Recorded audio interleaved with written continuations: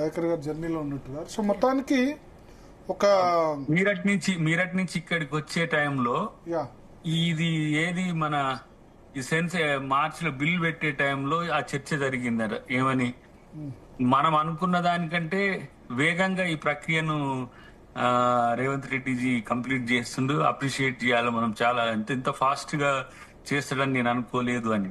అంటే పర్సన్స్ ఉన్నప్పుడు మాట్లాడడం కాదు, లేనప్పుడు కూడా వారి గురించి ప్రస్తావన తీసుకొచ్చి అంత ఫాస్ట్ గా చేయడం అనేది అందరికి కూడా మనం చెప్పాలి, మనం పాలించే రాష్ట్రాల్లో కూడా అని చెప్పడం. కాబట్టి ఇవన్నీ కూడా తెలుస్తున్నాయి. కాకపోతే రాజకీయ విమర్శల మీద పెద్దగా పట్టించుకోవాల్సిన అవసరం లేదని నాకు అనిపిస్తుంది. అంటే ఇప్పుడు బీఆర్ఎస్ అంటుంది రాహుల్ గాంధీ అపాయింట్మెంట్ ఫోటోలు చూపించండి. ఇప్పుడు నిన్న కూడా ఇండివిజువల్ గా కలవలేదు, మల్లికార్జున ఖర్గే తర్వాత మిగతా నేతలతో మాత్రమే అయింది తప్ప ఇండివిజువల్ మీటింగ్స్ ఎందుకు కావట్లేదు రేవంత్ రెడ్డి రాహుల్ గాంధీ మధ్య?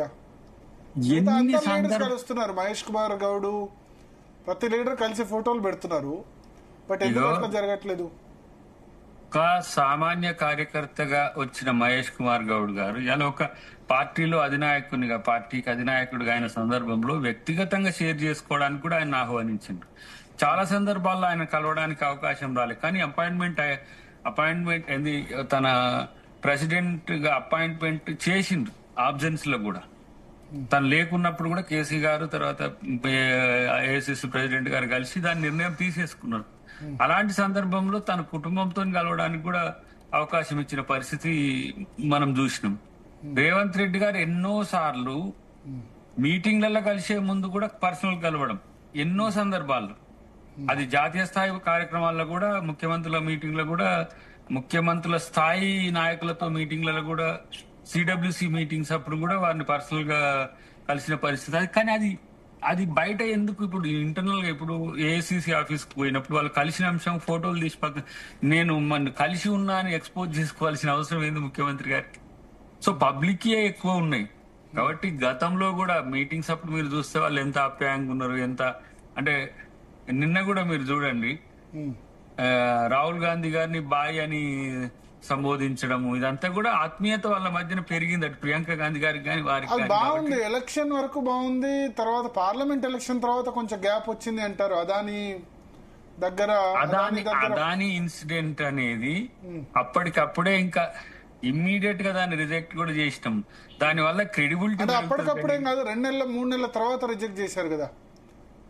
వీళ్ళు విమర్శల తర్వాత, విమర్శలు చేసిన తర్వాత మీరు చూడండి 1 వీక్ లోపే అది అవుతుంది. కాబట్టి ఇప్పుడు ఎవరైనా ఇప్పుడు మహేంద్ర కంపెనీ ఉంది, లేకపోతే మహేంద్ర ఆయన ఉన్నాడు కదా మనోడి, ఇప్పుడు స్కిల్ యూనివర్సిటీకి ఆయనను మనం ఆనంద్ మహేంద్ర, ఆయన ఇప్పుడు ఒక ఎంటర్ప్రీనర్ ఆయన యొక్క స్కిల్స్ ను, ఆయన యొక్క ఎఫర్ట్స్ ను మన రాష్ట్రానికి ఇస్తా అంటే డెఫినెట్ గా తీసుకుంటాం. ఇప్పుడు మరి అటువంటిప్పుడు అది కరెక్ట్ అయినప్పుడు ఎందుకు వెనక్కి తీసుకున్నారు? ఇప్పుడు వీళ్ళ విమర్శలు మరింత ఎక్కువైపోయినాయి కదా. తీసుకున్నప్పుడు రాహుల్ గాంధీని కన్సల్ట్ చేయలేదన్నది అంటే ఇప్పుడు ఈ విషయాలలో ఇప్పుడు ఎట్లా ఉంటదంటే కొన్ని విషయాలు రాష్ట్రానికి సంబంధించిన అంశాల్లో ప్రతి ఒక్కటి కూడా రాహుల్ గాంధీ గారి దృష్టికి ఏం తీసుకురారు. కొన్ని అంశాలు రాహుల్ గాంధీ అంత ముందు నుంచి ఒక 3-4 నెలల నుంచి అంబానీ, 3-4 సంవత్సరాల నుంచి అంబానీ అదాని మాట్లాడుతున్నారు, అదాని మీద విమర్శలు చేస్తున్నారు. ఆ ఇన్సిడెంట్ లేకుంటే పెద్దగా గ్యాప్ వచ్చి ఉండేది కాదు అని అంటారు. గ్యాప్ అనే మాటనే లేదు అసలు. నాకున్న సమాచారం అంటే నేను మీకు కొన్ని చెప్పలేను కానీ నాకున్న సమాచారం ప్రకారం గ్యాప్ అనే మాట వట్టి మాట. ఇప్పుడు ఈ అంశాల్లో ఇది ఇప్పుడు రాజకీయ విమర్శ బయట వాళ్ళకంటే ఎక్కువ మీ సొంత పార్టీ వాళ్ళు ప్రచారం చేస్తున్నారు.